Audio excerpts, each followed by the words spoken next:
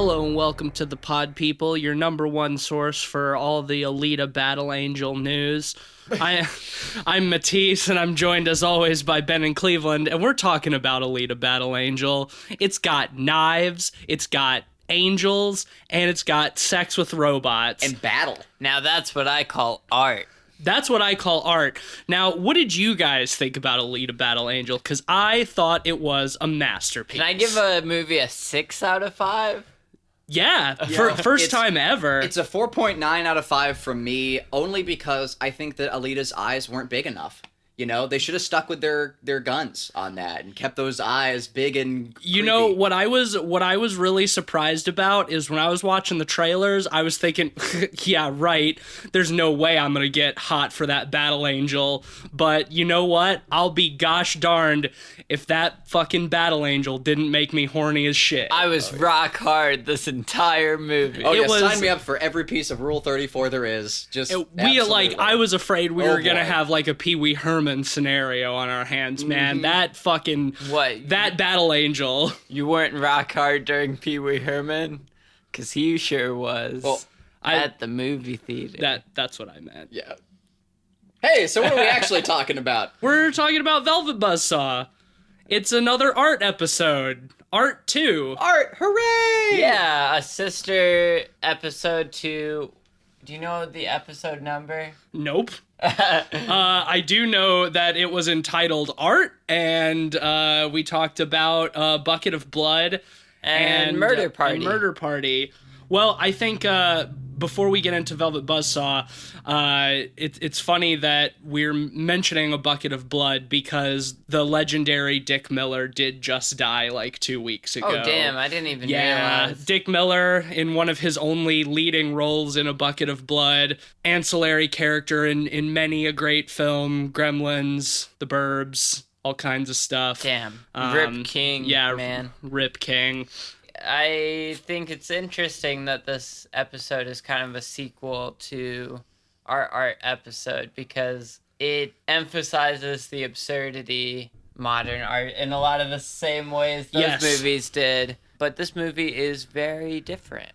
Written and directed by Dan Gilroy of Nightcrawler fame. This is his third feature-length film. I did not see Roman J. Israel Esquire. I did. I unfortunately did. I think I will be avoiding that, but I'm glad to see that he's back on the right track. For me, Velvet Buzzsaw did not reach the same peak as Nightcrawler, but I did overall find it pretty enjoyable. Cleveland, can you summarize this movie for us really quick? So, I wanted to kind of add on to what Tish was bringing up about his thoughts on it. It was interesting for me because I hadn't seen Nightcrawler when we watched Velvet Buzzsaw. First off, I think that's an important thing to note. And then also, like, I walked in that world a little bit, and seen like a great deal of modern art and been around that crowd. Shitheads. Accurate. The film hit a lot of sweet spots for me personally. And again, I didn't have Nightcrawler to compare it to. Absolutely. When I watched it. So for me, I loved the shit out of this film. And I have definitely. Can you explain to the audience what it was about quickly? Yes. Now, I did watch Nightcrawler after. So Velvet Buzzsaw is about a collective of fine art producers. You see the perspective of the critics and the representatives, and you get the whole gamut of fine art periphery and people in that community. Modern art in particular. One of the collectors discovers this new artist, and the paintings are cursed. Chaos ensues from there. And it's all largely commentary. In a turn that feels like Final Destination premiering at the MoMA. Yeah, that's honestly well said. Accurate. Yeah, no, totally. Very true. It's a very funny movie. I would definitely call it a horror comedy in a lot of ways. It's definitely a black comedy. Even though it's very dry. Which I think comedy also makes it a good companion piece to Bucket of Blood and Murder Party, because those are both horror comedies as well. But I mean, it's all satire of the pretension and self-seriousness of the art world, and Velvet Buzzsaw more specifically about the people who are in the art world but who are not the artists. Yeah. I think most of the main characters in Velvet Buzzsaw are either critics or collectors or gallery owners. Yeah. Well, I mean, they all are, all the main characters. It's a big ensemble cast, sort of in the style of Robert Altman. The artists themselves are pretty much entirely in the periphery. Like John Malkovich's character and Daveed Diggs's character, we get a little bit of them, but it's mostly about like Jake Gyllenhaal, who is like the premier contemporary art critic, and Rene Russo, who is an owner of an extremely successful contemporary art gallery, and her PA, who is the one who discovers the art from this unknown artist and uses that to elevate her own status. What is that actress? Yeah, Josephina. What is that actress's name? I need to... Zawe Ashton. Okay. Yeah. Who plays Josephina. And then you've got the South African guy, John Don Don, who is another competing gallery owner. Pretentiousness even goes down to their names. I mean, Jake Gyllenhaal is named Morf. Morf Vandewalt. I don't believe they're gallery owners. I think they're representatives. No, Rene Russo and Jean Don Don are gallery owners. Oh, okay. Yeah. Right. But, I mean, obviously, gallery owners do a lot more than just exhibit art. You know, they have to lend it out to other collections and museums and stuff, and they curate a lot of that shit. So they're... I think Renee's like focused on... They very much play the role of producers in the art world. Yes. It's most of the characters are it's critique of the people who get stupid rich off of art but who are not artists, which I think is a really interesting and seldom examined aspect of the art world in a film like this, whereas something like Murder Party, I know you didn't see that, Cleveland, but as we talked about on the show, that is about a collective of artists murdering for the sake of art. Whereas in this, the paintings are cursed and kill the people who are soullessly profiting off of somebody else's work. The thing I appreciate most about it is, while they do take some cheap digs at contemporary art, you know, like plenty. You know, there's some moments where you're just groaning. Like there's a point where a character passes by a pile of garbage and they're like, that art is remarkable, and they're like, when John Don Don goes to see John Malkovich in his studio, and there's just like a pile of trash bags on the floor, he's like, oh, I love this. So evocative. And John Malkovich is like, that's not art. Yeah. Well, and the thing I like is, while there are moments like that, which kind of make me groan at times, just because it's such an easy target. I love it. Like, I think at the same time, like, it goes beyond that, and I think... This film goes for the low and high-hanging fruit. Yeah, I think Dan Gilroy has an appreciation for contemporary art, and I think he realizes that artists put their soul into work, and there's such a weird, at odds relationship between that aspect and the idea that art is a commodity to be sold for 7-8 figures and to be collected by the uber rich. Yes. Right. It just doesn't feel together. And I think that's where the movie works the most. I think this film plays to a lot of the same strengths that Nightcrawler had. I think Dan Gilroy is at his best doing character-driven plot lines and really bringing it home on the research. Nightcrawler was well-researched and just had phenomenal dialogue when it came to the point of sociopaths. And this film approaches modern art or postmodern art in a very similar way. Like, he really did his homework. These characters, as hyperbolic as they seem, they also feel very genuine. I've met these people. Well, apparently Dan Gilroy spends a lot of time in that world because he's a self-described amateur art collector. So apparently he spends a lot of time in galleries looking at contemporary art and dealing with people like this. So I think a lot of the stuff that he's writing is from experience, and we've all met these people. Oh, yeah. I think Cleveland, you have probably the most experience with these people in terms of the specific medium of art. With Ben and I think it's more with snobby film people, just from our time in film school. Oh yeah, I'm sure you'll. Which is people. very much the same, but also different. But I think that Dan Gilroy has a lot of contempt for the sort of vapid approach that people like this take to art, where they act like they know so much about it, but they don't really acknowledge what the artist is putting into it. It's simply, as you said, Ben, a commodity to be sold. Yes. They look at it as what is sellable, not what is actually good. Yeah, it's much more contempt for grifters that, use Right. the art as a commodity, much more than it is about Contempt for the art. Yeah, contempt for the art or for the artists. The artists in this movie are some of the only redeemable characters. Yeah, no, they absolutely are. And spoilers, I guess, but they're also the only ones who are free from the supernatural effects of the Dees paintings.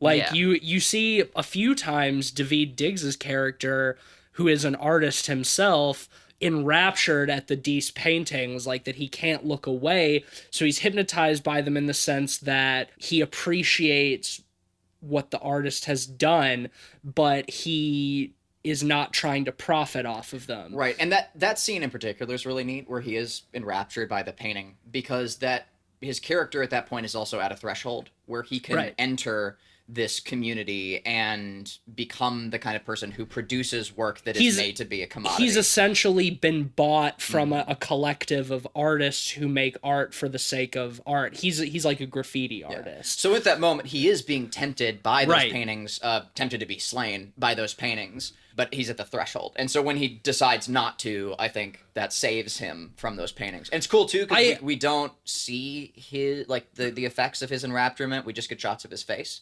during it. So it kind of is a cool way of getting that. The fire of one of the Dees paintings moving a little bit, but that's about it. In his eyes, yeah. Oh, they've reflected in his eyes, yeah. I like that. Honestly, one of, I think, this movie's shortcomings is I think I would like to see a little bit more of that. I wish the artist characters like John Malkovich and Daveed Diggs maybe had a little bit more focus. It's sort of, something that is a downfall of ensemble casts, is that you just don't have time to, like, fully develop all the characters. I would definitely agree with that. If this film has, if I could put my finger on any problems this film has, it would definitely be a point of focus. Yeah. Like it, in a similar way that Nightcrawler was sort of allegorically talking about the news industry, this film tried to do the same with postmodern art. Yeah. But the issue is that Nightcrawler has one singular focal character that the camera revolves around, whereas this film, it exclusively bounces around. Even like the Dees paintings aren't a focal character in that. And the film is titled Velvet Buzzsaw, which is strange because that's one of the secondary characters' sort of hallmarks. Well, I think it does serve a symbolic purpose, but we'll get into that in a second. Mm-hmm. I do want to talk a little bit more about the connection between the two movies. Yeah. Because even after we watched Velvet Buzzsaw, I was mentioning that, I do see them very much as sister movies. Because for both of the movies, they're very much, snakes that eat their own tail in a lot of ways. Whereas Nightcrawler is about reporting making the news as much as news making reporting. I think in a lot of ways, Velvet Buzzsaw is about the market making the art as much as the art making the market. The type of art that's being made is directed by these market influencers, these, scummy, pretentious pieces of shit, sociopath narcissists. In a similar way to Nightcrawler, I do agree that it is less focused than in Nightcrawler, mainly because of the ensemble cast. Yeah, less narratively focused. Yeah, I would say, like the commentary is well well put out. Sure. throughout the film. No, that's the thing. Well, Nightcrawler, every single scene is about the advancement of Jake Gyllenhaal's storyline, whereas in Velvet Buzzsaw, you've got Jake Gyllenhaal's character, who is probably the primary protagonist, along with Rene Russo, but, then you've also got Josephina, and John Malkovich, and John Don Don, and Coco, and it's just, every time it starts to get at something for one of the characters, it bounces to another one. And the thing is, couple things. So first off, we throw out the Robert Altman comparison with ensemble casting, but the thing about Robert Altman movies is most of the time they're 3 hours long. Right.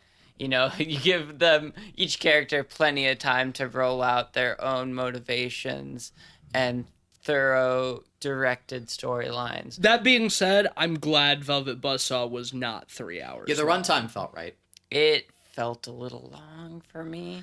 I'm on the same page with you, Ben. It did feel a little bit long. It felt like a Robert Altman movie in length, but not in focus. And I think the other thing about ensemble pieces, I think of movies like Boogie Nights, for example. Yeah, which that's is a great very example. much an ensemble movie, but there's a focused through line throughout it where it's being pushed forward so strongly that you don't even feel the length or the bouncing around as much. Whereas this movie prods along a little more slowly, which isn't necessarily a problem.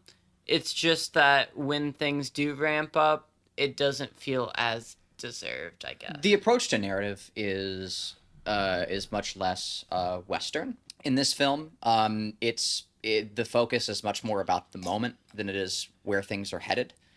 Which is interesting because the Dees paintings are heavily foreshadowed, but scene to scene, I personally enjoyed the shit out of this movie. There wasn't a moment that I could pick out that I felt dragged or went slow. I was always engaged, entertained wherever the camera or wherever the scene went to next, even if there wasn't any focus on a singular plotline or character. Personally, I appreciated that about the film, and I don't see it as a huge Well, that's the negative. interesting thing too, because I think while narratively it prods on a little bit, thematically it's fairly tight. You know, each scene goes towards the idea that Gilroy is trying to paint, even if it's not pushing the narrative along super quickly. I think of scenes with John Malkovich's character and how he's battling the idea that as a sober person now, his art isn't as, widely considered, even though pushing himself towards alcoholism is a bad path for his life, Yeah, but he lacks the inspiration. Yeah. He's struggling with, is he creating good work at the cost of his health and being an alcoholic, or is he sober and producing less than good work? And that's another thing, just like with Daveed Diggs, I wish there was more of that. I wish that wasn't just brushed off. At one point, Rene Russo tells him, go stay at my beach house in Malibu and live there until you make something for you, and then he's gone from the movie until the credits. It's nice. It's nice to see him. I love seeing him at the credits at the end.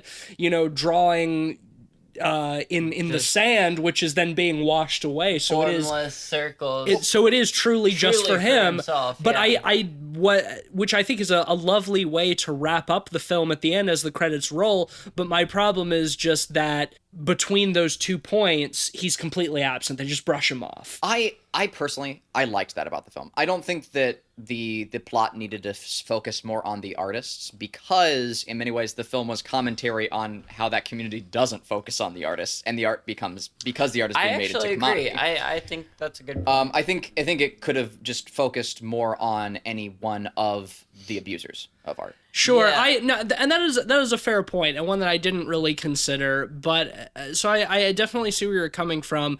But another problem that I had is just that all of the characters are so detestable, and they're really well acted and really well written. They're purposely detestable. Yeah. But at a certain point it gets hard to spend so much time with those people, without having a foil. Whereas in Nightcrawler, like Jake Gyllenhaal's character in that is a sociopath. Like, he's an absolute scumbag, but he's surrounded by all of these people who are not sociopaths and have empathy to balance him out, Also, there's that tied level of tension where you are watching him, waiting for him to make a mistake. Right, exactly. And that keeps you very glued to him, and you have that motivation to continue watching. Whereas in this film, it's true, the stakes are varied. The characters all are, they're just the worst kind of people. Now, I will say that for me, and again, this is very personal, and I don't see this as a disagreement with your point, but for me,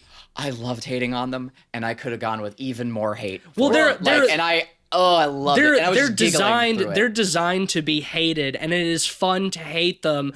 But at the same time, for me, at a point, it becomes exhausting. I'm like, give me somebody that I can relate to, please. Yeah. Just give me somebody that I can relate to. And the characters that I can relate to are barely in the movie at all. They're Daveed Diggs, they're John Malkovich, and they are Natalia Dyer.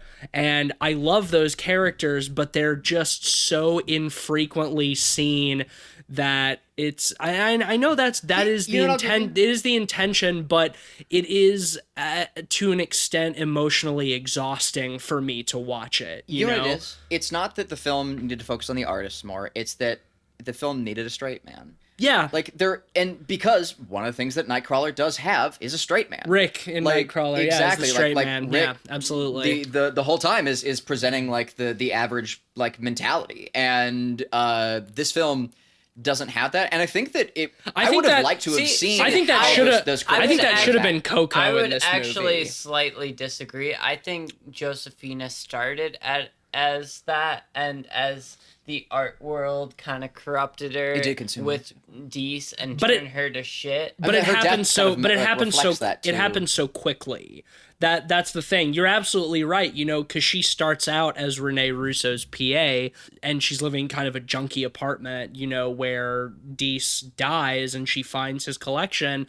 But that turning point, we don't see how the art world gradually consumes her. It just jumps forward in time, and she's living in this big penthouse and sleeping with Jake Gyllenhaal, and she's just all of a sudden one of them. I guess Coco's character also sort of don't see her journey. Well, that's what I'm saying. Like, Coco, we learn that she's great. She's great. Yeah, Natalia Dyer's awesome. She's a girl from the Midwest who wants to get into the art world and is trying super hard to intern at any chance. But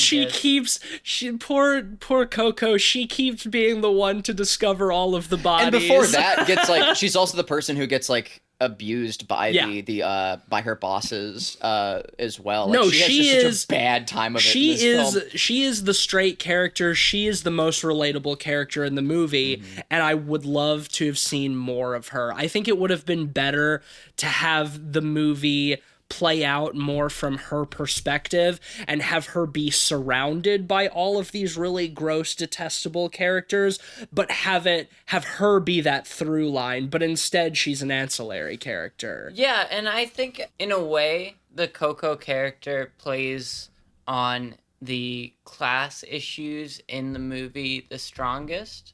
Yeah, totally. And you get some of that in Nightcrawler a little bit with, the ideas of ideology behind news and stuff. But in Velvet Buzzsaw, it's really interesting because all of these detestable, shitty characters are super rich and, they're working for uber elites who just want to collect art as an investment for their portfolio, essentially. More so than any sort of taste or anything like that. Oh, yeah, there's even a conversation where they're like, oh, well, I'm feeling bold colors today. When midway through the film, Toni Collette's character goes from being a museum curator to an art advisor for some billionaire, and Rene Russo, I think it's Rene Russo, is telling her at some point, you're gonna have your buyer buy such and such many pieces from my collection, And Toni Collette says, oh, well, what if he doesn't like anything from your collection? And she's like, well, you're the art advisor, aren't you? So tell him that he likes it. Yep. It's exactly that. It has nothing to do with the actual art. It's all about people determining the value of something on a completely arbitrary basis. Right, which is where I would definitely like to bring in like my own thoughts and philosophy on that movement. Sure. As well. And Please I think so much of that comes out of the dawn of the art card, where the piece itself acts as a philosophical discussion, but it is ambiguous enough that the subject matter cannot be determined until the card is read about it. And that is one of the bigger signifiers of many postmodern pieces, is their intent cannot be made clear until periphery is consumed, right? Until you like read about the description of the art. And I think there are plenty of pieces that succeed without that, or that show their intent without, like, and plenty of postmodern art pieces as well, where the art card is not required, like where the intent is very clear. And the intent always doesn't have to be clear as well, but it is, I think, the prime mechanism for manipulating taste that can be used in that very community. Oh man, I kind of disagree. Mostly because I think the problem is more of art as a commodity under capitalism.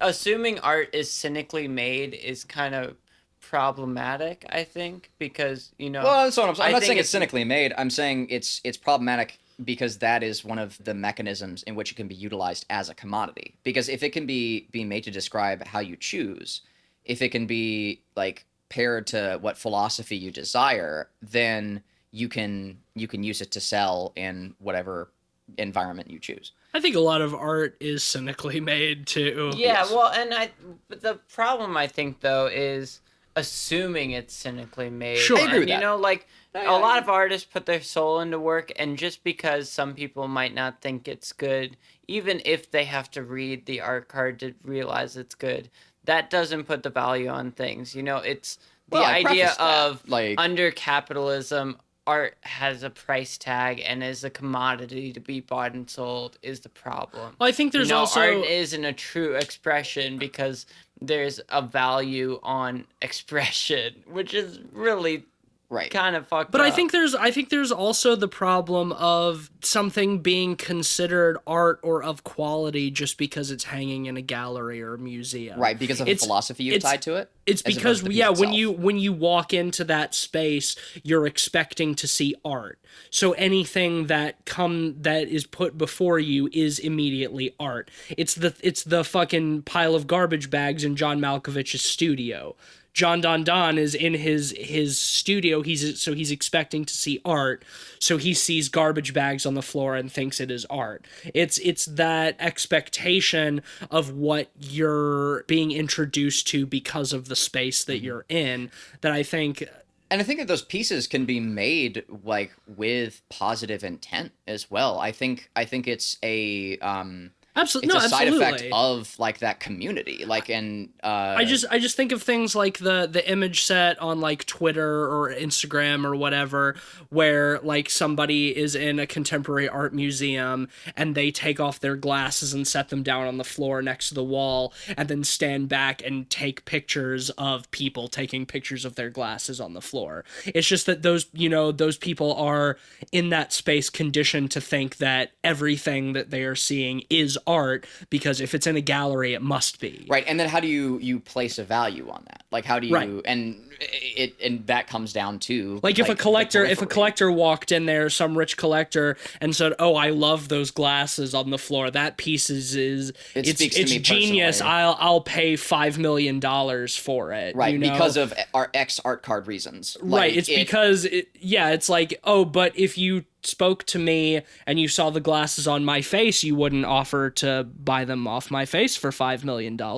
It's because I set them up against the wall between two other pieces of art that have art cards, right. You know? And what I will also say is I'm a technical artist. My skills are based in realism, and the price tag affiliated with my work is based on technicality. But I don't think that's the only way, and I do very much so enjoy walking through a museum and being philosophical and looking at abstract pieces and being ponderous. So I do want to say that, it's not something that keeps me up at night or really bothers me in the community, and it's not something I see as something that needs to change or whatever else. Yeah, and I think the idea of materialism is kind of bullshit sometimes. I mean, look at outsider art, for example. You know, works by people who may not have been traditionally skilled, but have put their heart and soul into a work. Who's to say that's lesser art, you know? Just because it doesn't have as much craftsmanship to it. I think if you're in a dance competition and you put your heart and soul into it, but you still trip and hit your face, then you should get a lower score. That's I don't think heart and soul is...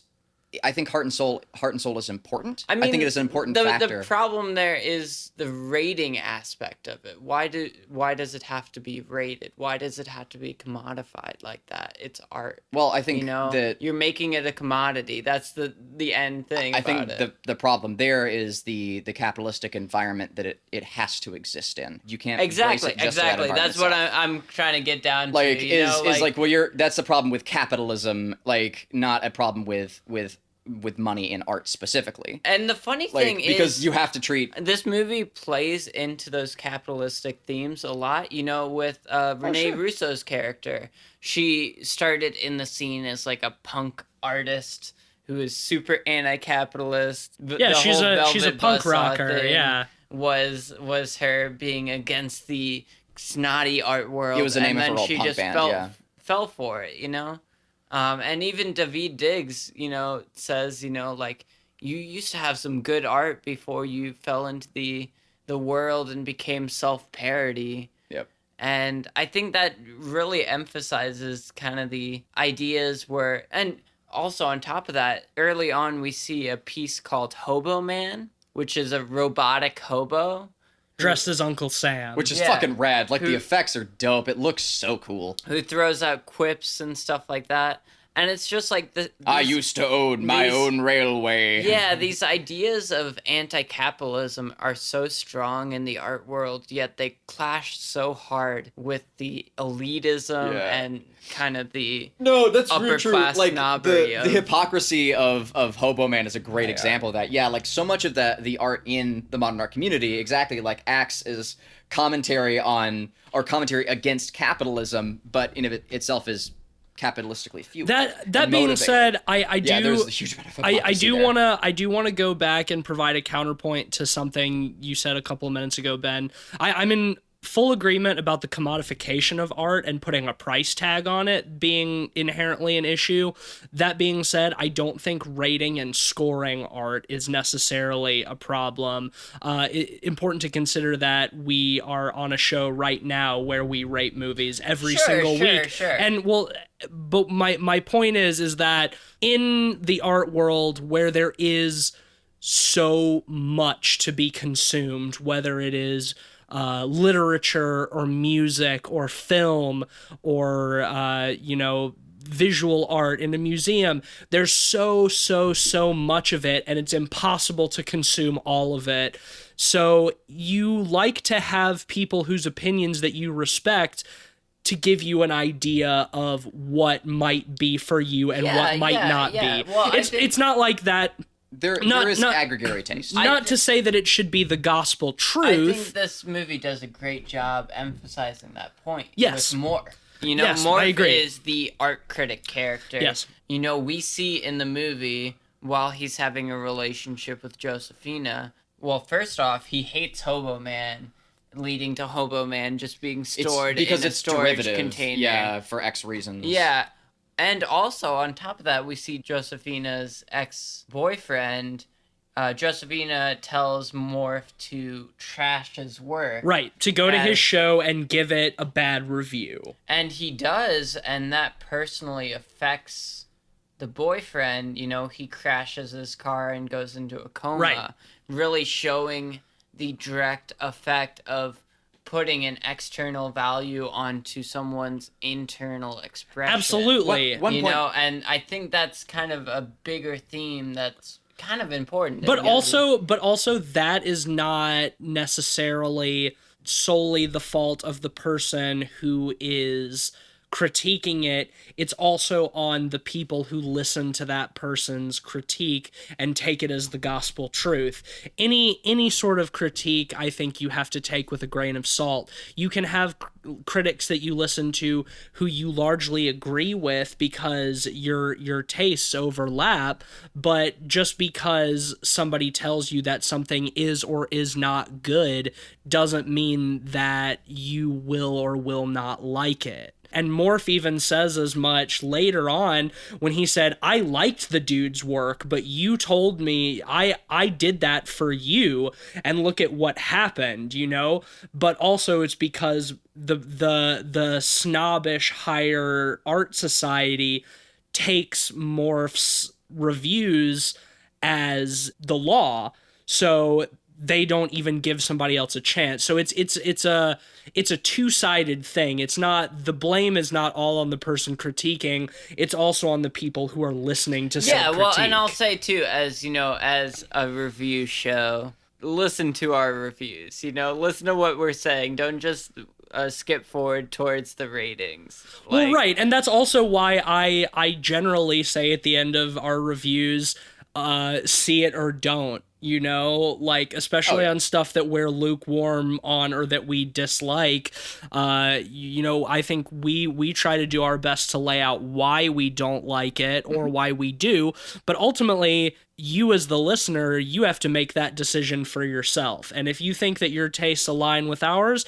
then, you know, if we say we don't like something, then maybe you won't like it, but you won't know until you watch it for yourself. So see it or don't, you know, that's what I like to say. And this movie, worth watching. I think so. For sure. I mean, the conversation we've already had, you know, out of it has been pretty gratifying. One thing I would like to add, just to put a cap on that last part too, is the inherent problem isn't putting a price tag on artwork. I think that that's sort of needed, but I think it's a problem. The problem is putting price tags on things, right? Like the issues with capitalism that you have, right, Ben? I do make that clear because, like, I think that that the art community is probably one of the worst places to make that the first battleground. Oh yeah, for capitalism. absolutely. Because the so artists are the ones who suffer. Yeah, like ideologically, you know. And when you remove the technical like scoring aspect of it, like you make it more difficult for artists to actually like to succeed in that community, and you make it easier for like these periphery to control, like, and those with the money to control the environment. You have like objective like aspects of taste, then you put the control back into the artist's hands. Yeah, like, absolutely. And, you know, like, and because it is a competitive industry regardless, whether like there is a technical judging factor involved, it's still competitive. No, and yeah, there are still artists going to be made absolutely. to fail. But if you, like any other field of study, like bring a science into it, you allow those artists to succeed. You allow them to apply like themselves. Definitely. And there is, you know, and that is proven. It's because we live in a world of consumption rather than creation. And the fact that You these know? people who don't make the art ultimately determine its value, like, that is the root of the problem, I think. Well, see, that's interesting because the Medici were the one who funded the Renaissance. Like, I don't think it's a problem that they have. I think specifically the problem that they have the most say. What I would counter with is that somebody like Vincent van Gogh, who was completely underappreciated in his time, died in poverty, truly prolific artist, and now his paintings are, you know, hundreds of years after his death, his paintings are worth multi-million dollars, are a commodity, and other people who own them get rich off of them by determining that value and selling them, whereas Van Gogh himself died insane and with no money. Yes, I think there are a number of additional factors involved in that. First off, because of Van Gogh's depression, he was very difficult to work with. Yes. And so he was unable to sell himself and his own work regardless. I think if Van Gogh had been more charismatic, he could have pulled off much more. My problem is that other people are making millions off of his it's a work problem I agree with. years after his death. And I also feel that and this is a hot take, and this is something I don't, unlike the other things I've said, I see more as a personal point. But I've seen Star Night in person, and it didn't do as much for me as it does for most people. That's a hot take. Like, that is and a hot take. I think it is a great painting, and I think his work is very powerful. But is it as technically proficient? Should it be as valued as some of the best work ever created on this planet? That I disagree with. Like I mentioned before, I think it's a problem of we live in a society of consumption rather than creation, where consumption drives the creation rather than creation driving consumption. You know what I mean? Where rather than having art made for art's sake and people consuming the best of it, we're getting to the point where art is being made based on what's most consumable or what sells the best, right, or stuff like that. Well, large manufacturing, and that's a problem of capitalism, right? At Well, its core. it's a problem endemic of a couple of other factors as well, and that's it's also large manufacturing of imagery, and replication of imagery. What is the value of an original when I can have a printed piece or a giclée that is unnoticeably different, or a replicated piece? Well, it's funny because they actually talk about that in this movie with do. John Malkovich's character, where he's talking about having like a replica factory that only makes reprints and replicas of his work, Right. and he's talking about how soulless it is in comparison to the actual work.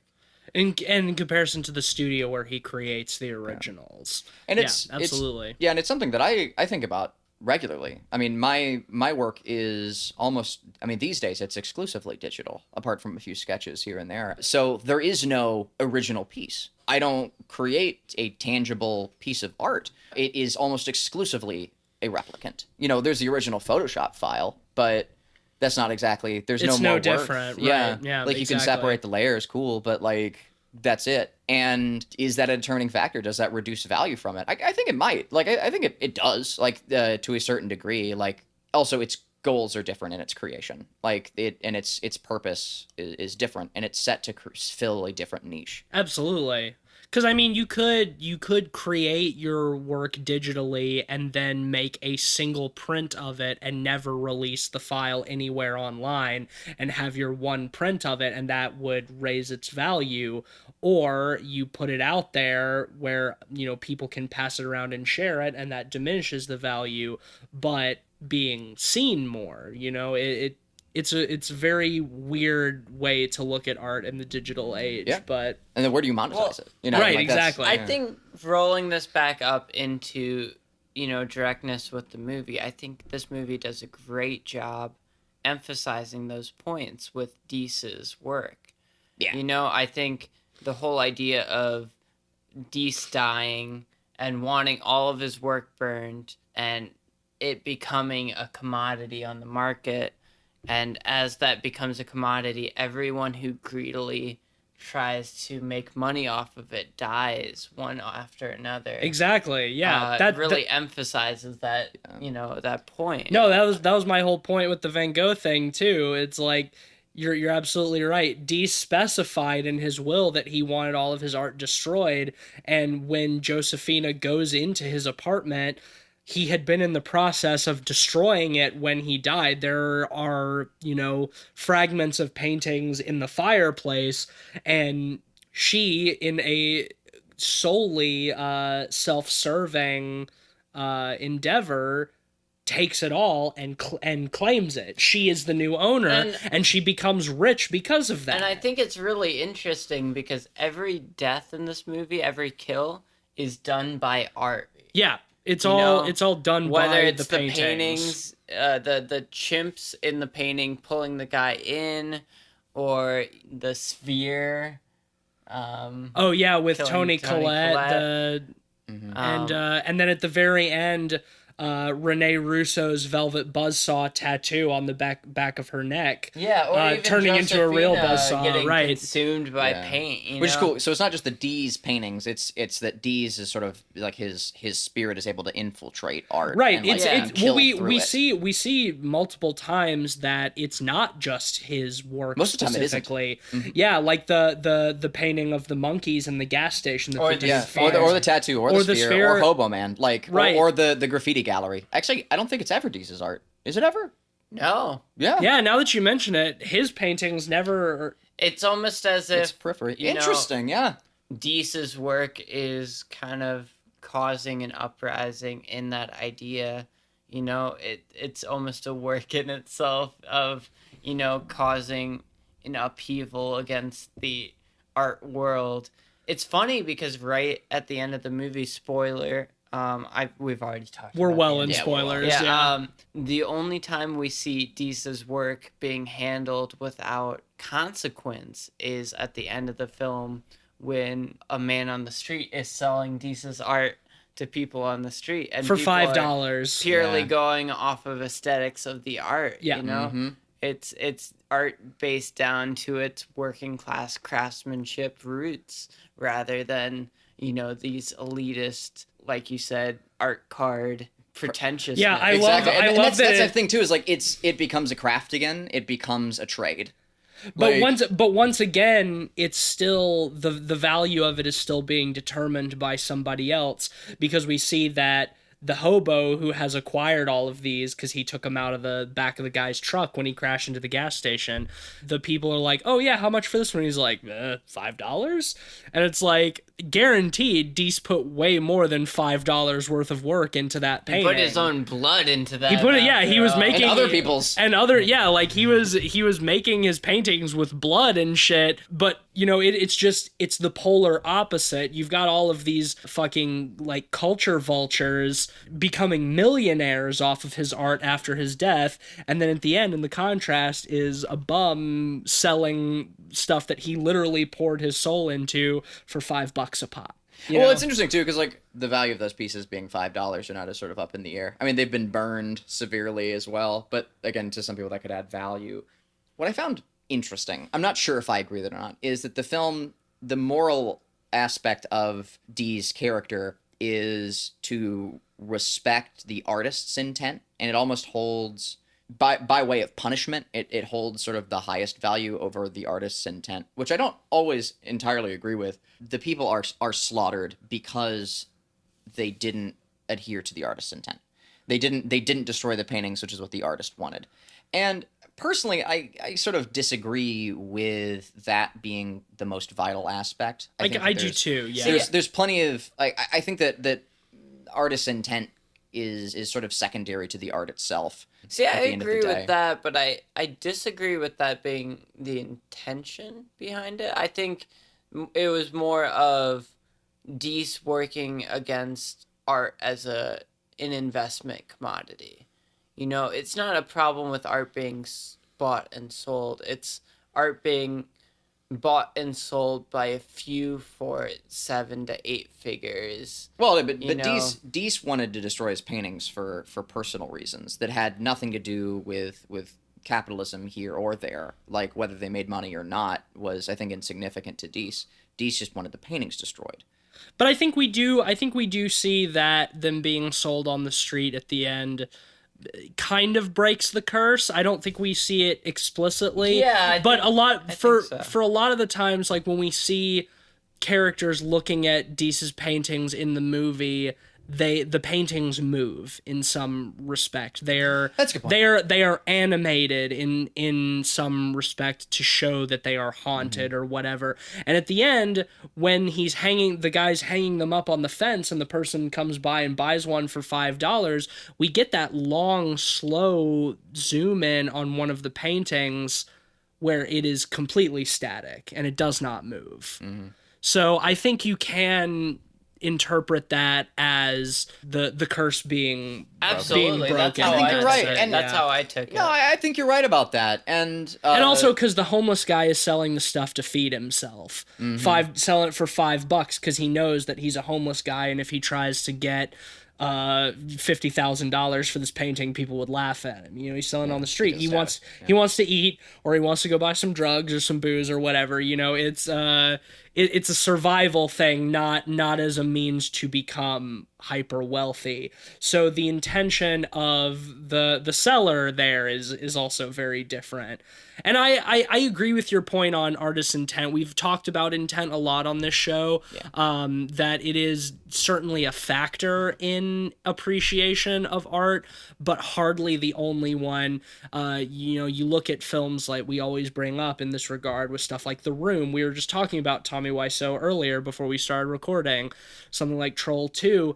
The charm of movies like that is that they were made with the intention of being good films, and they were so many missteps that they become bad. But the reason that they're bad good is because you get that intent, that sincerity behind it, which is really cool. Like, so inherently the moral of Velvet Buzzsaw isn't that, like, and no, I agree with that. I think that is more poignant because, like, I'm glad to think about that, and recognize that the moral of Velvet Buzzsaw wasn't to adhere to Deese's destroy those paintings because fuck, those paintings are amazing and they shouldn't have been destroyed. Right. I don't think Velvet Buzzsaw is really about artist intent. It's about punishing people who view art primarily as a commodity and not as art. And the people buy it on the street, like Ben said, because they appreciate the aesthetic of it. Regardless of how much they pay for it, the couple stops because they're moved by the piece and they're like, oh yeah, how much for that? Whereas all of our protagonists in this film are not so much moved by the aesthetic. They are quote unquote, because they are the taste makers, but it's more about what can I sell? How can I get rich off of this? I don't really give so much of a shit about the piece and itself. I mean, at its core, most of the time intent is unknowable. Unless you have the artist there to tell you their intent. Exactly. I think in this day and age it's a little bit easier to seek it out. You even look at people like J.K. Rowling who have changed or Lucas, their quote-unquote intent with stuff all the time. Continuing to update her canon. So ultimately, whatever you take out of it is, in my opinion, more important than the intent of the artist. I agree. That's why I find movies where, like, it may be schlocky, but entertaining, still successful, because they are, entertaining, and my takeaway from it was a good time, Yeah, absolutely. No, I agree. But I think this movie does a great job of really kind of dissecting that idea and dissecting the art as a commodity idea in a really deep way. Most definitely. I think we've dedicated so much discussion time to it for sure as well, and worthy. Absolutely. But I think that about puts a cap in it. Well, we're talking about like effects and stuff. I think it's because I definitely want to talk about effects. Oh, for sure. I'll just to finish that out. I think it's important for a film like this because this is one of those films where I think its commentary and the sort of more philosophical questions it raises are much better than the narrative content of the film, because I think that ultimately without that, The Velvet Buzzsaw would be an extremely vapid, boring film. Its value, I think, comes from these questions that I absolutely agree. These questions that it has been making us ask and has made us want to discuss is the film's greatest strength. One thing I want to mention before we jump into effects, because I think effects are a great topic to talk about, but I want to talk about how both Nightcrawler and this movie, on their surface, can be viewed as very reactionary films. Yeah. Where, Nightcrawler, I think, on the surface can be, this is how fake news is started. And Velvet Buzzsaw can be very much, modern art, contemporary art is shit because, it's just overvalued garbage. Whereas when you look deeper, they're both, deconstructions of the problems of having capitalism infect both of these industries, whereas they're so profit-seeking that they kind of lose the original focus of what they're there for. Yeah, I agree. And I think that's really important to inspect, and I think Dan Gilroy does a fantastic job of that. But what? Go ahead. What were you gonna say? Well, just going into the effects. I think that's about that about sums up. Like, that no, was because the there are a perfect lot of capstone. there are a lot of really neat comparatives between the two films. And again, too, like last night after I'd finished Nightcrawler, I didn't see the comparatives until you started bringing them up. And but they are there, and it's a lot of it is just in execution, which is neat. Like the subject matter is very different. But yeah, to get into the effects, and why actually I disagree with the statement Joe made a moment ago about the film only really holding value at its. Don't misquote me. I did not say its only value. I said by far its greatest value. Okay, It's not. Fair, It's fair. not. No, it's not all or nothing. I thoroughly enjoyed the kill scenes in this movie. Like, I thought they were fucking great. I want to talk about that because I honestly, this is a hot take probably, but I found the horror elements to be the weakest part of this movie. From a horror perspective, yeah. I mean, I was giggling through the scenes, and I think that was the intent. Like, I was never anxious or worried about these people. It's because you hate them. I mostly meant that within the CG effects. I didn't hate the moving paintings, but I found them a little corny. I think the method of approach was very different scene to scene. So I think that there were some specific ones where that was the case, but I think there are others where it was very I think there's some successful. sequences where it worked better than others. I really liked where the delivery guy is like taking them wherever, and he's got the portrait sitting on the seat next to him, and it turns its head to look at him. I thought that worked pretty well.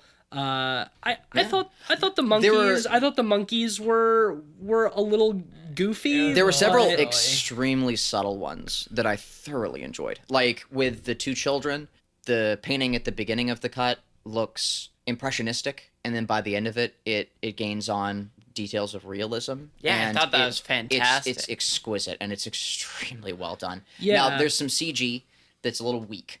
I think is what you wanted to bring up as Yeah, well. like when she first goes into Deesa's apartment, and you have that painting of that portrait of a person who's like looking away, and then his eyes shift towards her. See, I think it was hokey, and I kind of liked that about it. Like Yeah, any that of the didn't time where the bother me, CG was honestly. bad, like with the monkeys and stuff, like it just made me feel like Jumanji. It didn't- like it made me feel like It didn't seem bad. It's just that none of the portraits were hyper realistic, so the movement was a little bit cartoonish. Yeah. Inherently, because I think that is how I would envision those paintings moving. I don't think the CG agree. was really bad. I think agree it with was that. a bit cartoonish, and maybe the problem is Nightcrawler is one of my favorite movies of all time, top 10 for me. So I was primed for the Dan Gilroy realism and the thematic material that we got in spades. The kind of over the topness of that stuff kind of took away from mean, the I guess, themes but almost, also- and I really. think that's might be the inherent factor here. I think it's worth bringing up is that I hadn't seen Nightcrawler beforehand, so I wasn't going in with an expectation of realism or anything. Definitely. But I think that had the film wasn't intending realism either. I think that's what I you're going had, at, but too. I had seen Nightcrawler, and I also like that didn't bother me too much, just because for the subject matter, it's inherently different. Like Nightcrawler is in a lot of ways hyper realistic, but the Velvet Buzzsaw is about fucking haunted paintings. Like there's the element of the supernatural. So I was expecting that stuff. I think it's just right at home in that premise. Yeah. I think I almost wish it was just done darker and more realistic. Maybe that's just me loving Nightcrawler so much, but like the themes of the movie are so serious and heady and dense that seeing it reduced to...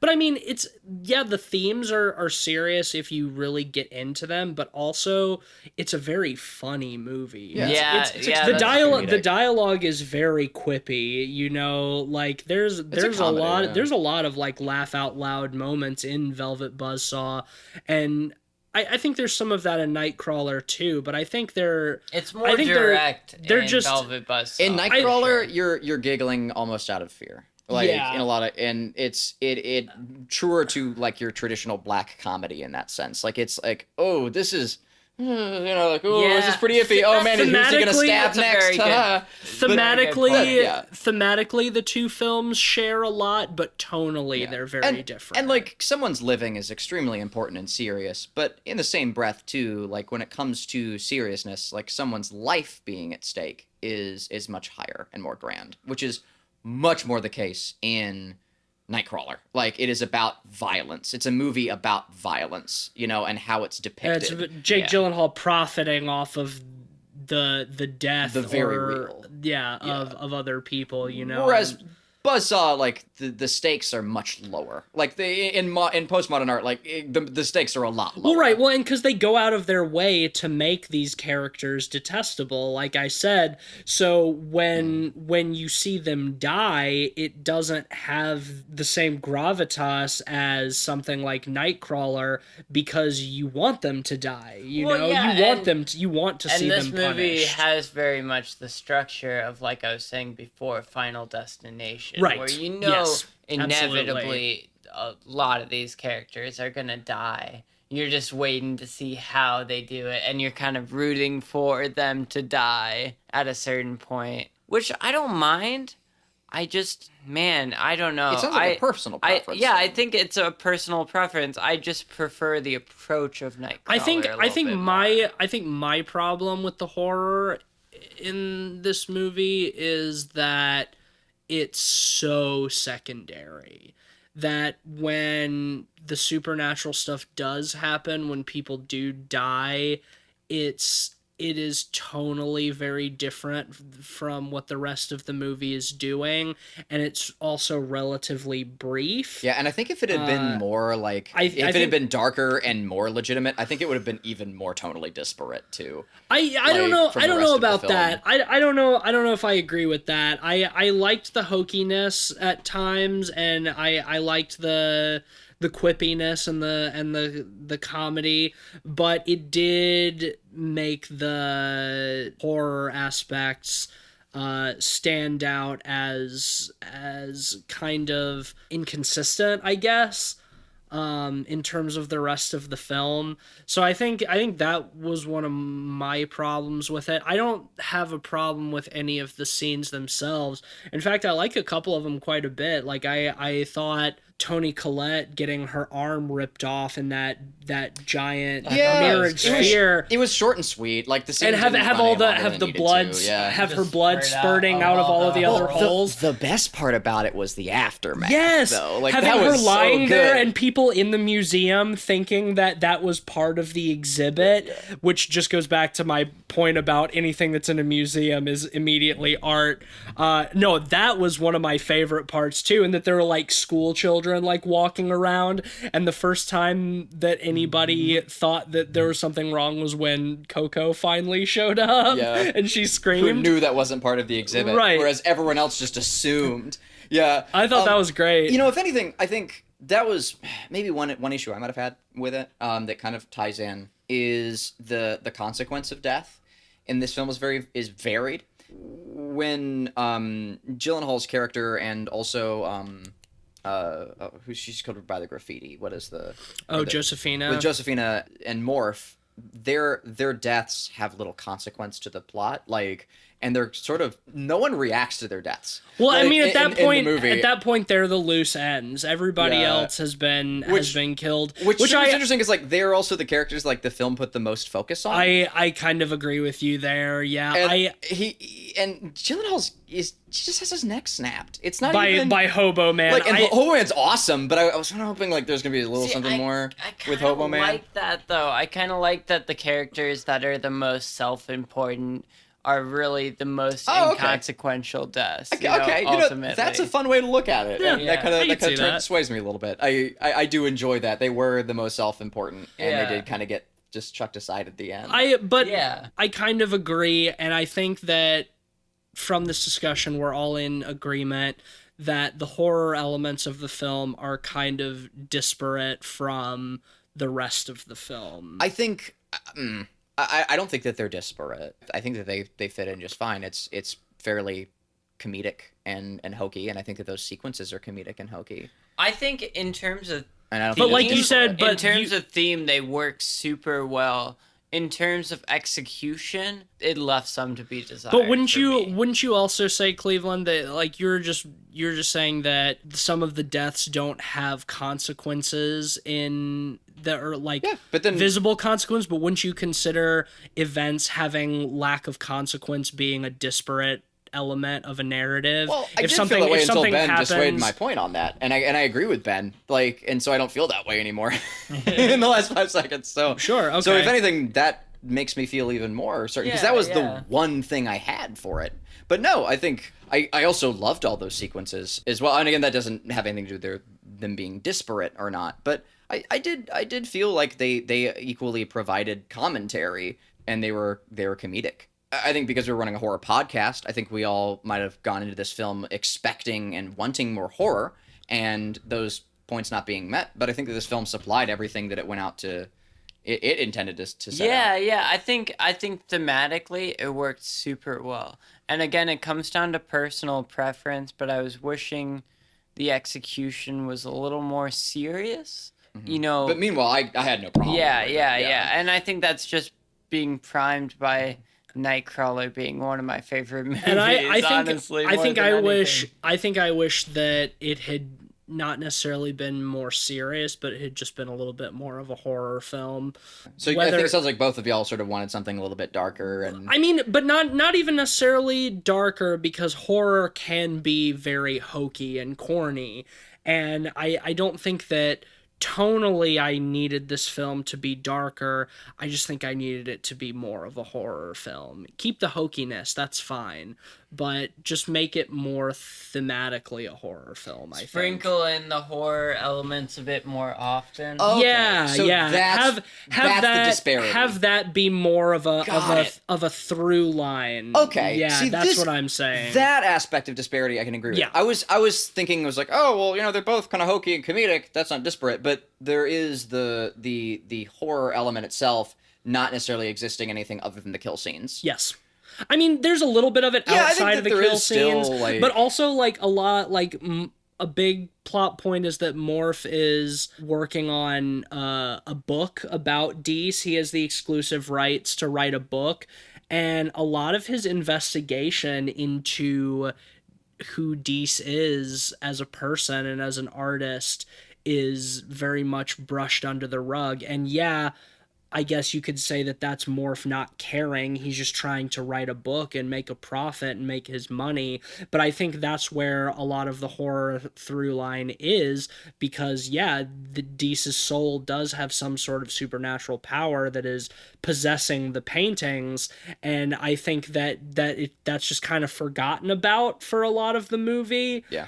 For these, very snarky, quippy interactions between these high society art people that are just so repulsive. It's just like that stuff I feel like gets kind of lost. The only reason I give that okay is because I feel like Morph doesn't want to devalue the art by exposing that at all. Yeah. But it's ultimately in his self-interest more than anything. well, that's fine, but that doesn't mean that we, as the viewer of the film, cannot experience more of his investigation. That's true. Whether he chooses to reveal it to other people so he doesn't devalue the art, that doesn't matter. But use him as the lens to let us as the artists see Did that. you like those scenes when he was investigating? I did. When he went to the, what was it, VA hospital? Yeah, no, I did like that stuff, but also it seems so secondary. Yeah, I and think- because those are the times where,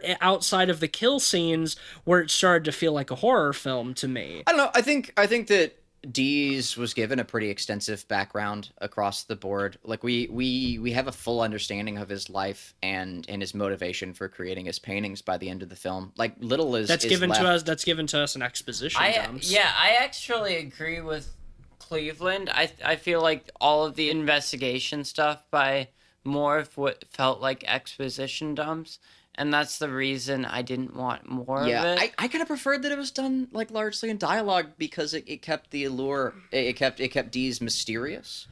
Like we gain a lot of our understanding of D's through periphery, and it just comes down to do something. It just comes down to the problem that there's too many other characters to get involved with, so you can't have Morph investigating and discovering things and puzzling things out and letting us get into his head because there's too many other characters that we also have to get and that back would have, to. I think, detracted from like the allegorical themes this film set out to achieve. Like, I don't think so necessarily, because once again you look at something like what I will say is, I think and this is cool because I think it's a point that we can all agree on, is that an Apartment 16 movie would be fucking rad, and a film that did focus on a singular artist and wasn't allegorical and was focused on a core horror plot line about a horror painter would be awesome. And I'm here for that, and I agree with that wholeheartedly. Let's write a screenplay, but I don't think that's what this film was trying to be or trying to do.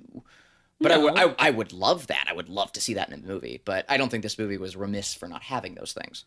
I'm just remarking on the disparity that I saw. Like I Sure. think that the different things that it did were good, but also like the need to go between them, I think is a downfall of the film ultimately.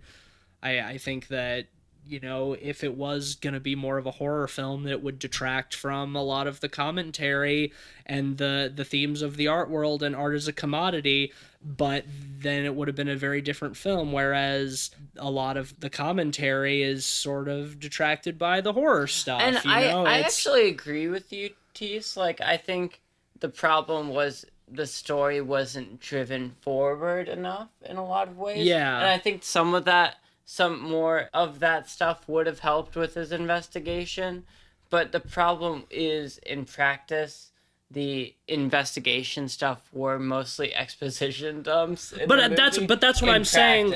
That's what I'm saying is that if there had been more focus on that stuff, then it wouldn't have had to be exposition dumps. Yeah. And therefore it wouldn't have been as boring. I think if it was more focused directly on Deese's work and the effect and the discovery of that stuff, I agree it would have worked slightly better. I think it was kind of diverted by personal narcissism of characters, which I think thematically works for the movie.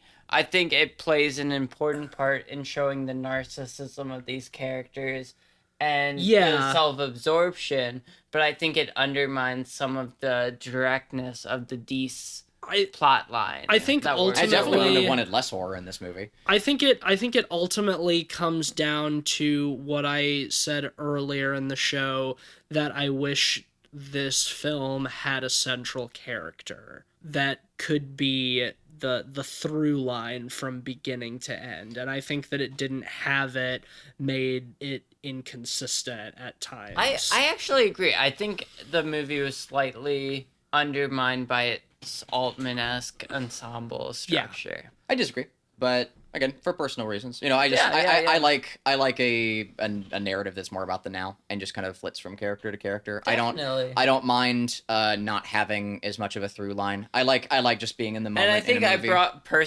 brought a lot of that from Nightcrawler as personal preference, just knowing what I liked from Dan Gilroy. I will say, I think that most people will agree with you guys. Like, I think that that's very true, and I think that especially like, I think a Western audience will particularly agree with that. That's why I think that for me, Nightcrawler is a much stronger film, is because it has that focus of a central character. I would agree that it's and again, personal preference. I would feel like it's a different film. I don't. You have an interesting take because you saw Velvet Buzzsaw first, and that's why I'm super interested in hearing your opinion on this. Because you don't have Nightcrawler influencing how you perceive this movie, which I think is really important for our podcast as a view. So yeah, I'm glad that I ended up, because I almost did. We talked about it on the podcast, I think, last week. Like, I almost did watch Nightcrawler first, and I wanted to go in with a different opinion and look at. I'm glad. How different that was, and I am too. I agree as well, because that can The expectation can That being really said, frame. I'm also glad we went and watched Nightcrawler the night yeah. after Velvet Buzzsaw. Absolutely. Because honestly, I did not see how numerous the comparisons between the two are until you brought it up, Ben. And then when we were watching Nightcrawler, I was able to look at it through that lens, and I do think that thematically they're extremely similar. Very similar. And that they can and do work as sister pieces to each other. And I absolutely do think that, you know, both of the films are fruit, and, you know, one's an apple and one's an orange. And I like oranges more than apples, or maybe I can't decide and I like both the same. Yeah. But honestly, like, when it comes to films, like, I will say too, like, I think that I might also prefer Nightcrawler between the two films, but I'd probably rate them the same. Interesting. All right, let's rate. Cleve, why don't you start? Yeah, I loved it. I loved everything about this film. I giggled all the way through it. I loved the kill sequences. I thought they were fun. I was never scared during this movie. Just usually wowed by like a cool idea, or by really, really intricate writing and dialogue and execution from the actors. Like, there are a couple like sequences where Jake Gyllenhaal just gives a look and it says just so much. The acting in this movie is phenomenal. Yeah, we didn't from talk everyone. much. We didn't talk much about that, but everybody delivers a stellar performance. I don't. The few places where I did, I feel like I was finding like a niche in the armor of this film. Like, even then, I think that I was sort of swayed once or twice. So honestly, like, my opinion of this film went up like during the course of this podcast, and it was high going in. I really like this movie. Go with your heart. Go with your heart. I love this film. 5 out of 5. I loved it. Hell yeah. I thought it was great. Hell yeah, bitch. 5 out of 5. Okay. All right. Good. Ben? Well, I am not quite as hot on it. I love its thematic material. Like I mentioned before, it's very much a sister film to Nightcrawler, and Nightcrawler is one of my all-time favorite movies. I think the idea of looking at how capitalism affects art, and the clash between art as expression versus art as commodity is really, really thought-provoking and interesting in this movie. I think the movie is undermined a little bit by the silliness of the kills and the nature of ensemble structures. However, the acting is incredibly strong. It's full of interesting, fun characters. It's full of thought-provoking material. Yeah, I'm going to go with a 4 out of 5. I really enjoyed it a lot.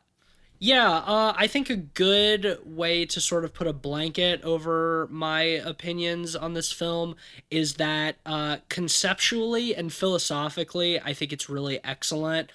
The ideas that it posits and the things that it encourages you to think about and consider, especially if you are somebody who appreciates art or is an artist yourself, it has a lot of value with those kinds of ideas. I think its weaknesses for me are almost entirely structurally based. I think that just the packaging of what it's trying to say is a bit sloppy and disparate at times for me, and I did find it a little bit bloated with some of its characters and stuff like that, and I wish it had a little bit more focus, but like I said, that's all structural. Ultimately, I enjoyed this film, and I think it's worth watching, especially like I said, if you are an artist or somebody who has a great appreciation for art. I'm going to give it a 3.5 out of 5. And so that will give Velvet Buzzsaw an average of 4.2 out of 5 pods. So yeah, check it out. I think this movie has been getting a lot of really bad reviews. Yeah, speaking of which... I'm not surprised. Speaking of which, we did by that predict this movie... Yeah, the Rotten Tomatoes. In our 2019 preview episode. Tease and I, we tied for this episode. because we predicted the Rotten Tomatoes score to be something like 85 or 86. Did I highball it or lowball it? You highballed it. You predicted 91. Oh man, I shouldn't have done that. And it turned out to be 65. See, which is shockingly low. Yeah. That is low. Wow. I expected it to be, I mean, we obviously expected it to be higher.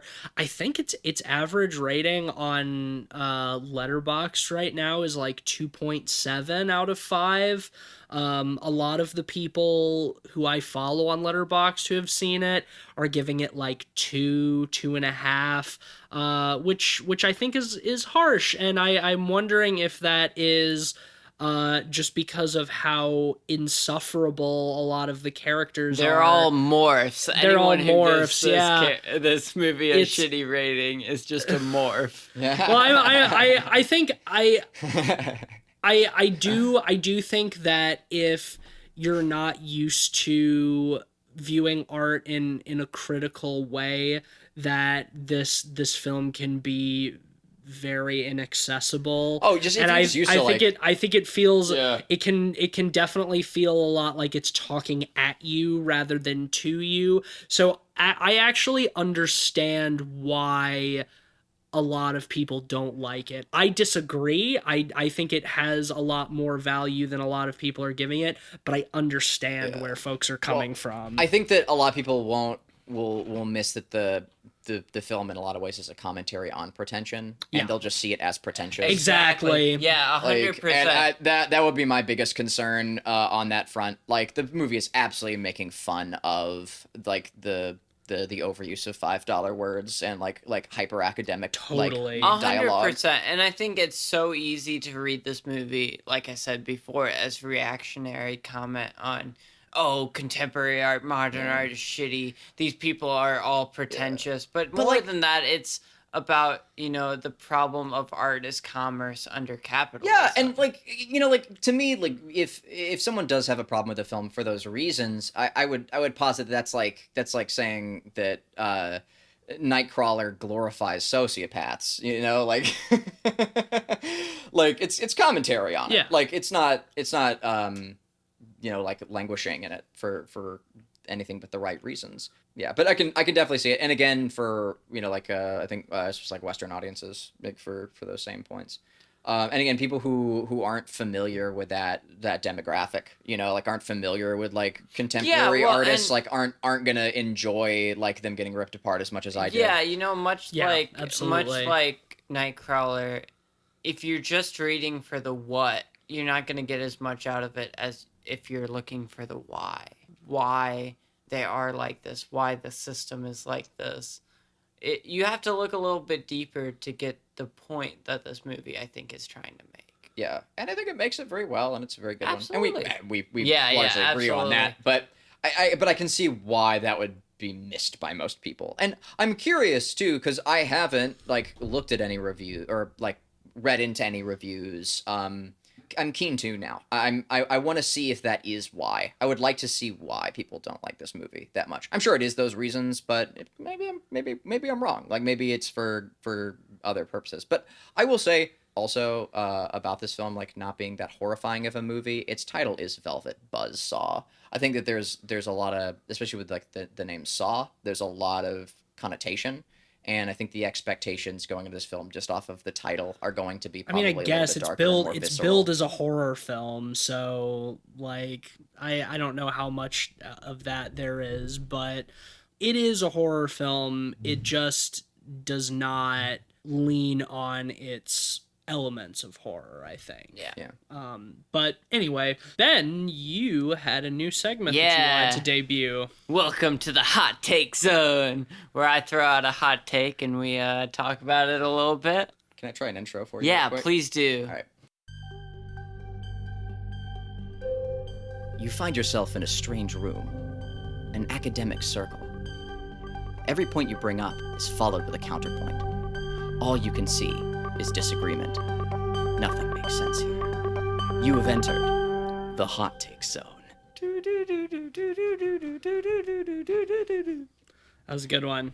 All right, what's our hot take for this week, Ben? My hot take of the week is PG-13 horror movies are one of the greatest things that happened to horror movies, and it popularized and made the genre more accessible to the masses and was an ultimate good for the genre as a whole. That is a hot fucking take. One that I can dig it. I know I really disagree. Let's talk about it a that. little bit. I think that even though PG-13 horror movies can dilute the visceral intensity of a horror movie, I think the limitations can strengthen horror movies sometimes. I think there is though the two are often married, there is a key difference between accessibility and dumbing down. I think that very often the two can affect each other and go hand in hand. Usually when something is dumbed down, it becomes more accessible, but you can make something accessible and still quality. That's where any of my problems would come up, is in the dumbing down or in just the lowering of quality. But when it comes to it being the rating and being accessible, I think that's fine. Well, and I think, look at a movie like Jaws, for example. I think the horror of the implied and of the imagination can be way more horrifying than horror of the actualized or the visual or represented. Sure. Yeah, but we should put this out there immediately, that the MPAA is a hackneyed association, Yes. and that ultimately ratings for films is a totally bullshit, arbitrary process. Well, it's largely fueled by like old school puritanical values that have little to do with By the Correct. Catholics. Correct. Yeah. Yes, I know. So that we got to get out there immediately. But that being said, I think that what contributes to a R-rated movie over a PG-13 rated movie is not just showing gore or violence, it's also conceptual. There's certain concepts and ideas and themes that are quote unquote R-rated and not PG-13 rated. And that's not to say that there can't be good PG-13 horror movies, but I think that things that are truly horrifying, things that are truly disturbing, that provoke the chills that you get or the sense of unease, is stuff that is usually not quote unquote PG-13. See, that's an excellent point, and one that I didn't think you were going to, an angle you were going to cover from as well. And it's the same issue I have with a lot of the Saturday morning cartoons I grew up watching. Like, they won't show Doc Ock kill off a bunch of like soldiers or whatever when he's like, wrecking shit up in New York City, but they will show the soldiers run into cars and then have Doc Ock destroy them. Right. Like, so it's not that implied, and that's literally the same thing. Like, and I think that you're essentially saying, well, the same thing. Like, on that point, like, Yeah. like the concepts of cosmic horror are rated, but they can be discussed easily and without showing any violence. Yeah, absolutely. See, I think it's a net good for horror movies because it makes the genre more accessible to the masses. Even though I will totally agree that the MPAA sucks and is biased towards big tent pictures versus indie pictures or pictures that depict things like LGBTQ issues or things like that. Name an industry that doesn't. Yeah. Well, but also, I think a lot of younger people are getting into horror movies because of PG-13. I mean, maybe, but at the same time, I don't know, man. Like, look at something like The Babadook that we talked about not long ago. There is not really any violence in that movie at all. There's not even really any on-screen death. It's a horror movie for sure, though, and it is R-rated. Sure. I don't know how that goes against the point, though. I mean, I think there are certainly successful movies that are R-rated. Well, the Babadook's Australian, right?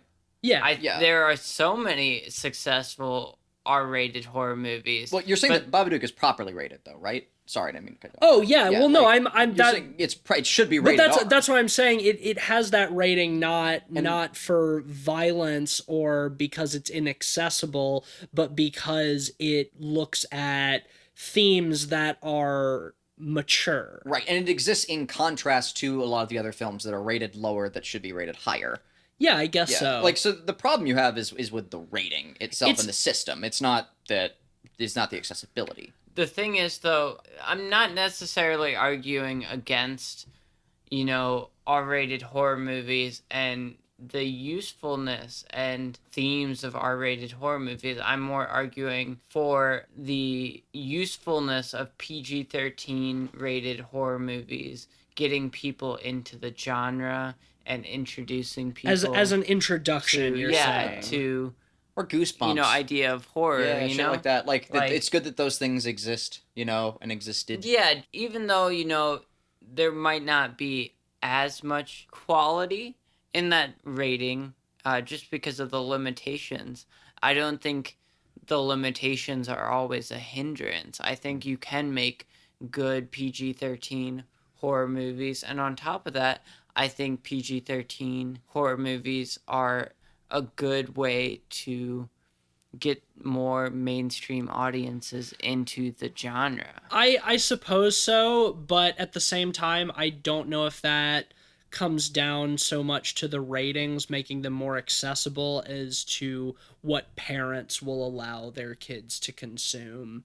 Sure, because, but I think a lot more parents are more willing to let their kids go to PG-13 movies than kids going with their parents to see R-rated movies. You have to have a parental guidance person to see an R-rated movie unless you're 17? I mean, yeah, sure. If you're going to see it in the theater, yeah, absolutely. You're totally right. But also, like, there are plenty of parents out there who will take their kids to see R-rated movies or who will let their kids watch R-rated movies at home. Like, my parents, after age, 10 or 11, my parents stopped giving a shit about me watching R-rated movies. And I think, they recognize that you'd mature at that level, and the society, it's not necessarily illegal or that law isn't pursued, in any way. Sure. I think that rating should still exist. I think on that there's front. a big difference than watching that from home and going to the theater with friends of your own age to see something without parents, Yeah. I think that's a critical point to someone's development, and I think PG-13 rated horror movies play a good part in that. I think they have a value that is often under-considered in terms of scope of for all the same reasons genre. that Goosebumps was fucking rad, and why Scary Stories to Tell in the Dark was so awesome. I mean, shit, that book fucked me up when I was a kid. Yeah. Mostly the illustrations. No, I agree. I had a set of those myself. Yeah, and for all the same reasons, Goosebumps isn't scary as an adult, but when you're a kid, it's scary. And it's I think that's a cool, and I only have respect for R.L. Stine on that front. Here's my primary issue with PG-13 rated horror movies, and this is not a completely blanket statement. There are obviously films that defy this, but my problem with PG-13 rated horror films is they will often underdevelop and undercut good premises and good concepts in order to make a film PG-13 and able to be marketed to a wider audience, and that they will ultimately do the film itself a disservice by refusing to get into quote-unquote R-rated themes. I'll agree with that. I mean, I was still very mad about the Venom movie for that very reason. Well, the Venom movie goes an extra mile, and that it was shot as an R-rated film, and then the producers chickened out and cut the graphic stuff to make it PG-13. Did you guys watch the Venom movie? No. I did. Over Christmas break. Wasn't that bad. Do you think it would have been better for the R-rated? Honestly, probably not. Honestly, because it was already a little too long as is, and putting more bloat and filler in it, even if it's violent content, I don't think would have helped it anymore. I think if you were going to make it R-rated, you would have to do some structural changes as well. Here's an extension of that question.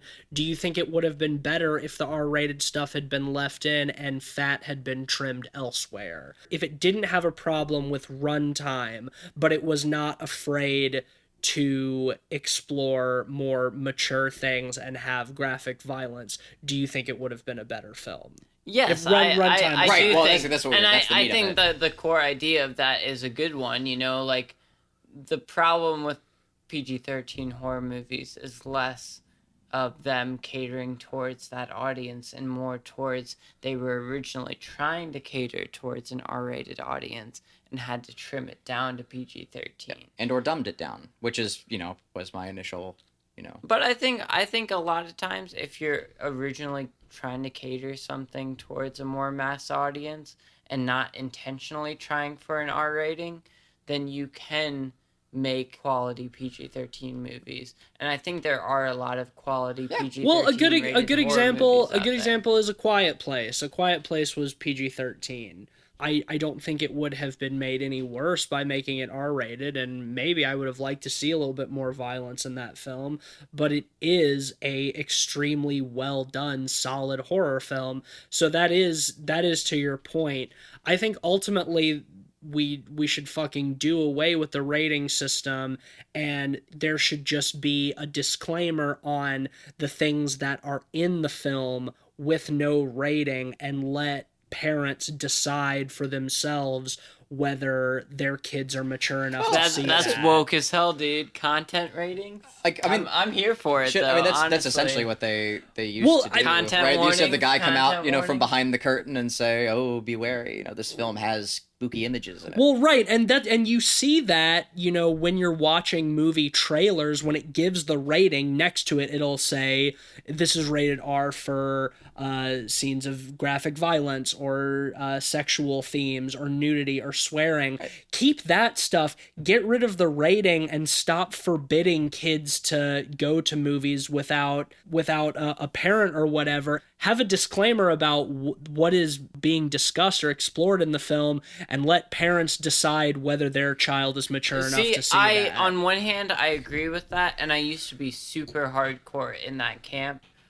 As I've grown, though, I think there's a lot of shitty parents out there that don't True. give a shit and would much rather just not give a shit at all. It's not the movie's fault, though. That's the parents. But at the same time, you can't just let a 7-year-old kid go see Saw. Yeah, you know? it takes all plausible deniability away from the theater. Is I think one big issue. Yeah, but also 'cause how the is kid, it- the 7-year-old might go see the R movie without the parents' knowledge, and How's the theater- 7-year-old get into the theater without the parents' knowledge? Oh, fine, like 12-year-old, but like Okay. I mean, Well, regardless, it's like one if they thing get to into the talk theater, about the theater going experience, but like we're in the age of the internet as well, and that makes it a little more murky. That makes ratings even more arbitrary, because it's not like, even with fucking porn and porn sites asking, are you 18 before you come in here? Like, yeah, you're fucking... Well, again, 12-year-olds are for clicking, the same yes, reason I'm 18. is rating in films, that gives at least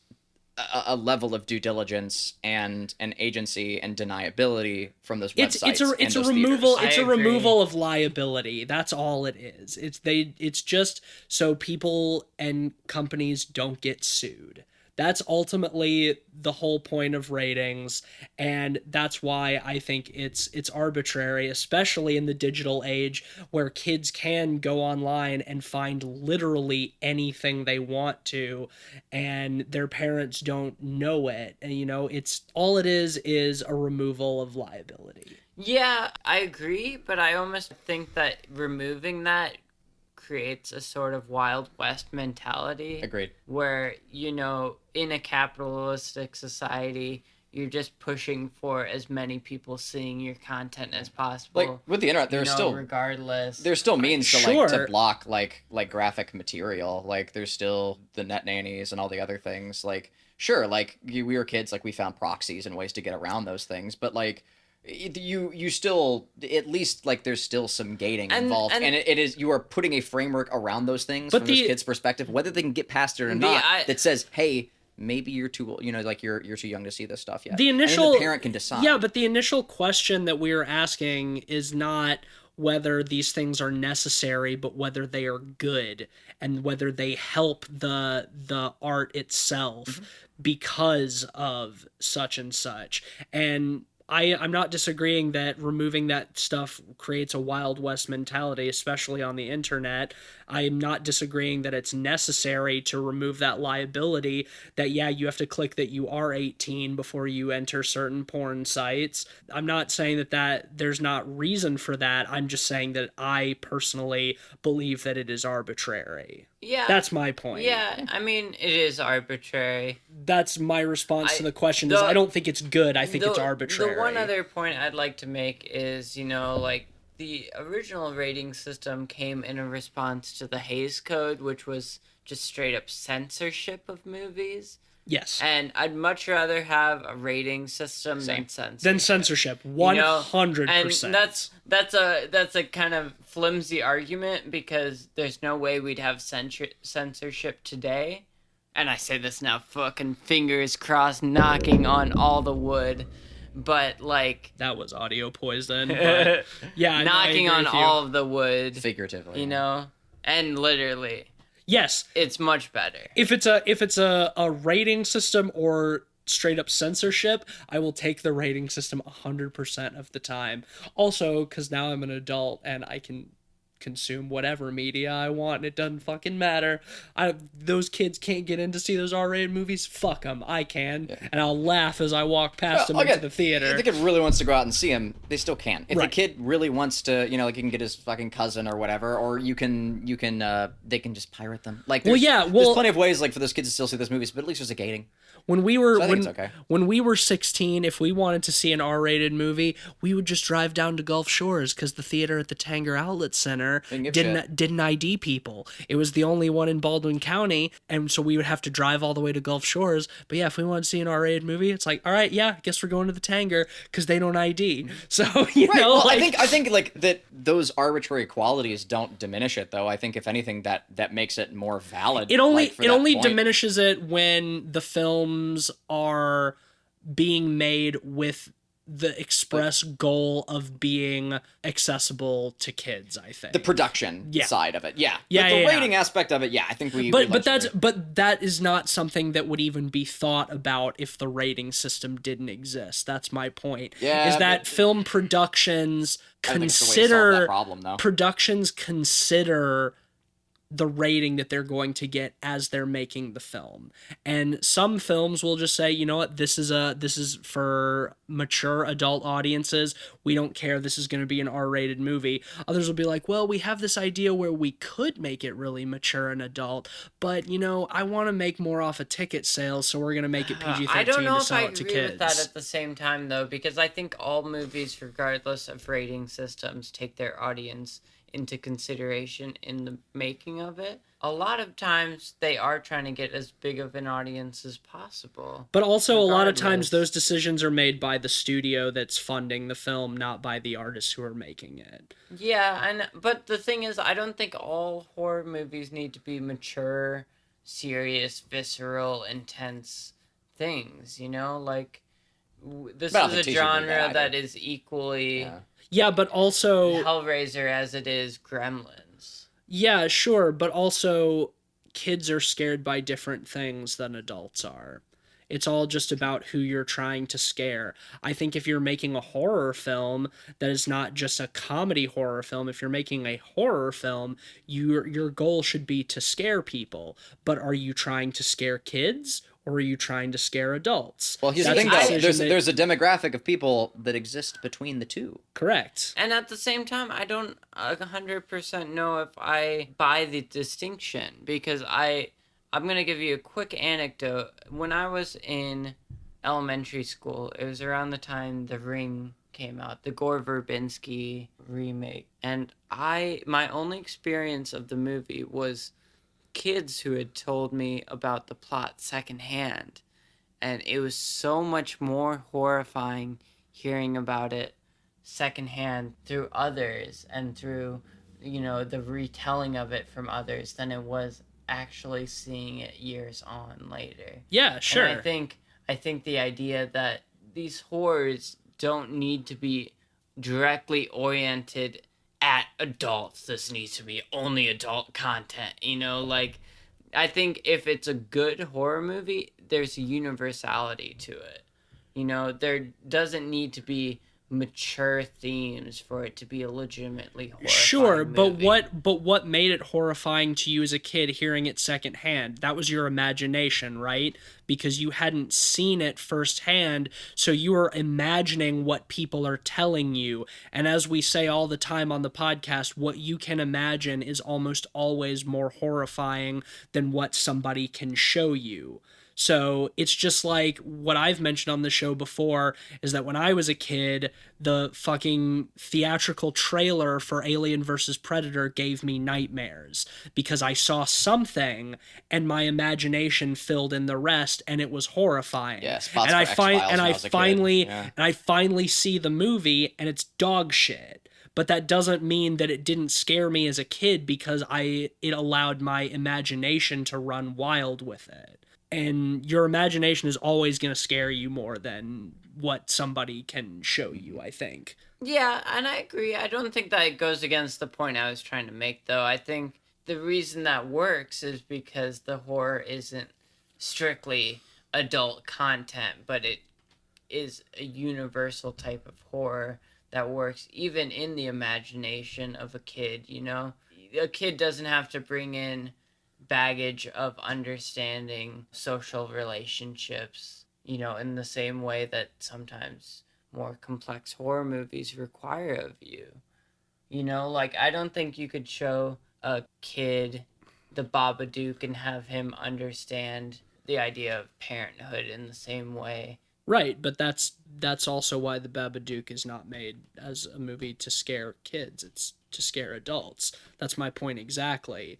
It's the audience that it's being aimed at. Well, that movie is directly catered towards adults, and I'm saying that doesn't work for every movie. And The Ring is a great example where, like, it works on a more universal horror than that, because even as a kid, as a young person, you can understand the horror of that on a different level. There are varying tiers of bureaucracy, and you know, too much bureaucracy is an equal amount of chaos as no bureaucracy. And I think a little bit of gating and a general platform and means of rating is fine, as long as like it's maybe the points that the rating is associated with that are problematic and the production behind it. But largely, like, I'll sign off my. That was one spicy pepperoni. It sure was. Yep. And I guess that'll bring us to the end of this episode. Yeah.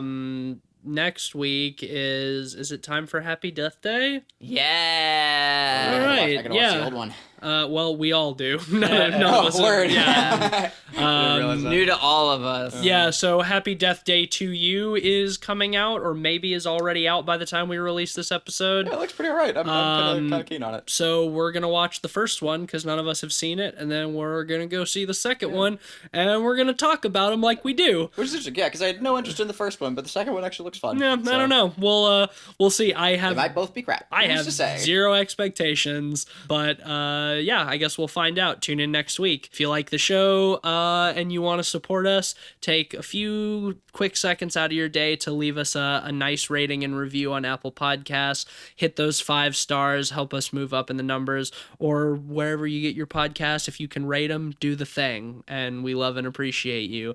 Follow us on Twitter at PodPeoplePod, and do the letterbox thing as well to see our whole list of films and ratings and links to the episodes. You know the shtick. Follow me on Twitter at Mr. Van Awesome, or don't. Yeah, send me some more hot takes at Mr. Sheets on Twitter. Obviously, this first one was very fruitful, but if I can get these two to yell at me more, I'll be very happy. If you got a good hot take, yeah, send it to us, either on the Pod People Twitter or at Ben directly.